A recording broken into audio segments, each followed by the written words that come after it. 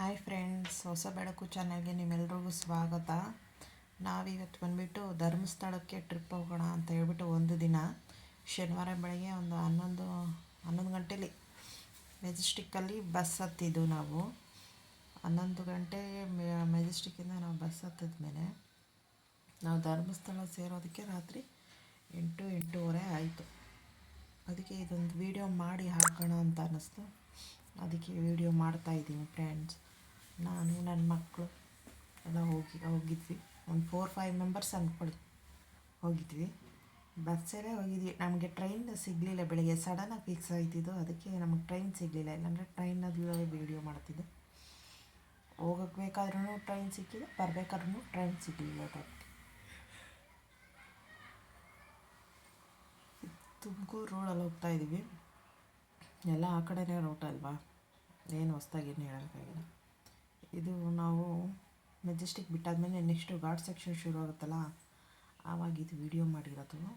Full ಭೂಮಿನ ಅದೇ ಭೂ ಕುಸಿತ ಆಗಿತ್ತಲ್ಲ ಆ ಜಾಗ. ಇದು ಎಷ್ಟು ಹೆವಿ ಆಗಿದೆ ಅಂತಂದರೆ ಹೇಳೋದಕ್ಕೆ ಅಸಾಧ್ಯ. ಅದಕ್ಕೆ ಒಂದು ವೀಡಿಯೋನು ಮಾಡಾಕಿದೆ, ಶಾರ್ಟ್ ವೀಡಿಯೋನು ಹಾಕಿದ್ದೀನಿ ನೋಡಿ.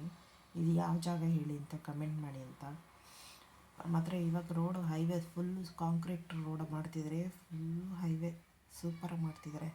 ಆದರೆ ಮಾತ್ರ ಎಷ್ಟೊಂದು ಭೂಕುಸಿತ ಎಷ್ಟೊಂದು ಇದಾಗಿದೆ ಅಂತಂದರೆ ನೋಡಿ, ಭೂಮಿ ಕಾಫಿ ಟೀ ಎಸ್ಟೇಟ್ಗಳೆಲ್ಲ ಇದೆಯಲ್ಲ, ಹಂಗಂಗೆ ಕುಸ್ತಿ ಎಲ್ಲ ಬಿದ್ದೋಗಿದೆ. ಇದು ನಾವು ಹೋಗ್ಬೇಕಾದ್ರೆ ಮಾಡ್ತಾ ಇರೋ ರೋಡ್ ಇದೆ. ಇನ್ನು ನೆಕ್ಸ್ಟ್ ಯಾವ ಟೈಮ್ಗೆ ಹೋಗ್ತೀವೋ ಗೊತ್ತಿಲ್ಲ ಧರ್ಮಸ್ಥಳಕ್ಕೆ. ಫೈನಲಿ ನಾವು ಧರ್ಮಸ್ಥಳ ರೀಚ್ ಆದ್ವಿ. ಇದು ಅಣ್ಣಪ್ಪ ಸ್ವಾಮಿ ಬೆಟ್ಟಕ್ಕೆ ಹೋಗ್ತೀವಲ್ಲ ಅದು, ಇದು ಒಳಗಡೆ. ಆಮೇಲೆ ರೂಮ್ಗಳು ಹುಡ್ಕಿದ್ವಿ, ರೂಮ್ ಯಾವುದು ಸಿಗಲಿಲ್ಲ. ಇದೆಯಲ್ಲ ಮತ್ತು ಲಗೇಜ್ಗಳನ್ನೆಲ್ಲ ಒಂದು ಕಡೆ ಇಡೋದು, ಚಾಪೆ ತೊಗೊಂಡು ಹಾಸ್ಕೊಂಡು ಮನೆಗೆ ಕೊಡೋದು ಅಷ್ಟೇ. ಏನು ನಿದ್ದೆ ಬರಲಿಲ್ಲ. ಇದು ಎಂಟ್ರಿ ಆಗ್ತಿದ್ದಂಗೆ ಧರ್ಮಸ್ಥಳ ನೈಟ್ ಅಷ್ಟೊತ್ತಲ್ಲೇ ಎಷ್ಟು ಜನ ಇದ್ದರು ಶನಿವಾರ ನೈಟು. ನಾವು ಲಗೇಜೆಲ್ಲ ಇಟ್ಬಿಟ್ಟು ಫ್ರೆಶ್ ಆಗಿ ಇದು ಪ್ರಸಾದದ ಕಡೆ ಹೋದ್ವಿ. ನೈಟ್ ಪ್ರಸಾದ ಊಟ ಮಾಡ್ಕೊಂಡ್ಬಂದ್ವಿ. ಊಟ ಮಾಡ್ಕೊಂಡು 11 ಗಂಟೆ ಬರ್ಸ್ತಾಯಿದ್ರು. ಮಕ್ಕಳು ನೋಡ್ತಾ ನಿಂತ್ಕೊಂಡು ಅನಿಸುತ್ತೆ. ಮತ್ತು ಅಲ್ಲಿ ಹಾಗೆ ಪಕ್ಕದಲ್ಲಿ ಬೆಳ್ಳೂರು ತೇರು ಹಾಕಿದ್ರು. ಧರ್ಮಸ್ಥಳದ ತೇರು ಅದನ್ನು ನೋಡಿದ್ವಿ.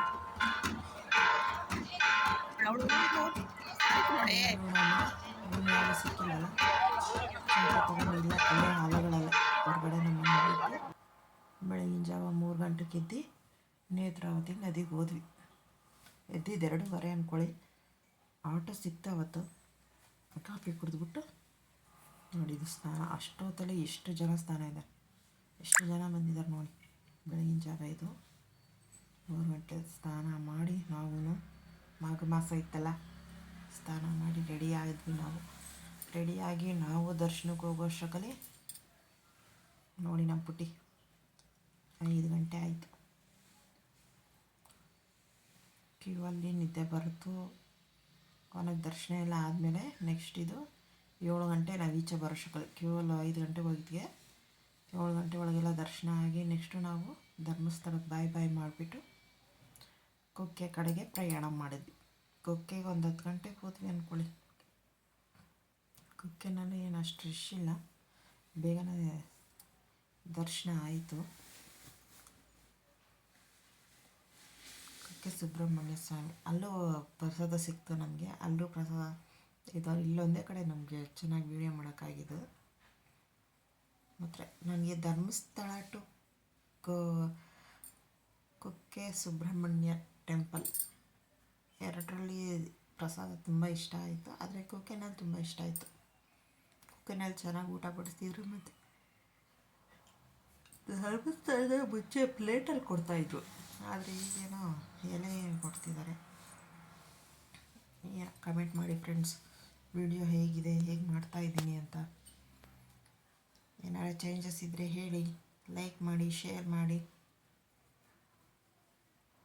ಇದು ನಮ್ಮ ಧರ್ಮಸ್ಥಳ ಹಾಗೂ ಕುಕ್ಕೆ ಸುಬ್ರಹ್ಮಣ್ಯ ಸ್ವಾಮಿಯ ಒಂದು ದಿನದ ಪ್ರವಾಸ.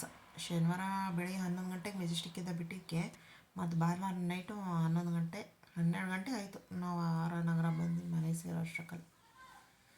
ಇವು ನಮ್ಮ ಕುಕ್ಕೆ ಸ್ವಾಮಿ ಟೆಂಪಲ್ನ ಬಸ್ ಹತ್ಕೊಂಡು, ಬಸ್ ಎಷ್ಟು ಫುಲ್ ರಶ್ ಇತ್ತು ಗೊತ್ತದ.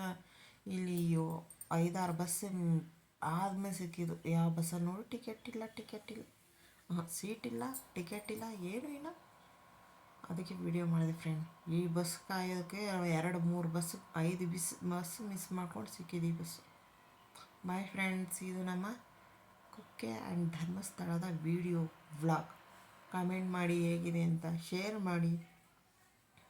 Thank you, bye.